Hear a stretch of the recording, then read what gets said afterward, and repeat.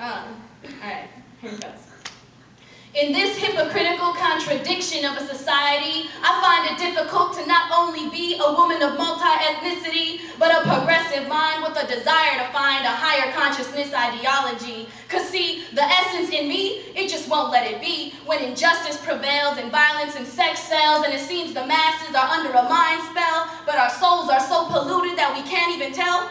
And could it be because we chase this American dream, a legacy of exploitation and the dogmatic pursuit of materialistic things? I wonder if we'll ever awake from this ignorant sleep. Like, we label ourselves Americans as if we were the only ones on the continent, and with a flip of a tongue, the diversity of the people is forgotten. Indigenous roots torn from the earth, suffering the consequences of missionary work, cause savages lurked and human sacrifice, claiming to save your soul if you don't worship Jesus Christ. But conversion would not suffice.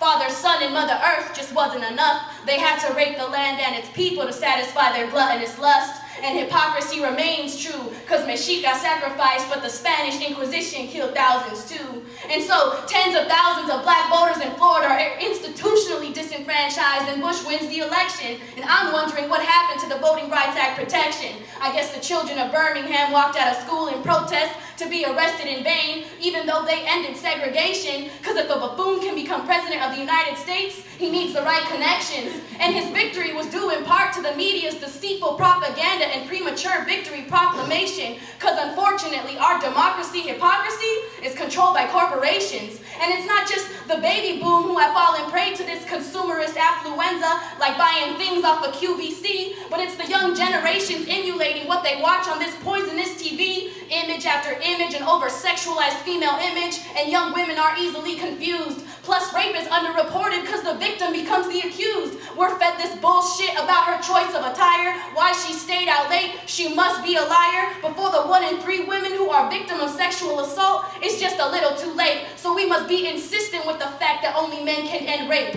But phallic-driven domination aims to penetrate more than just the environment. It's like corruption is the #1 sponsored political requirement. And don't believe me, because it's clear to see the U.S. is an imperialist menace, because over 130 countries fill our military presence. And I'm frustrated because we're so preoccupied with these issues that divide, we can't focus for a minute on the ridiculousness of the justification of denying 2 gay adults the right to get hitched. And it's your religious argument that says that it's wrong, but your Christian beliefs in our government are long due to be gone, because the melting pot has boiled over, and in a few because the melting pot has boiled over, and in a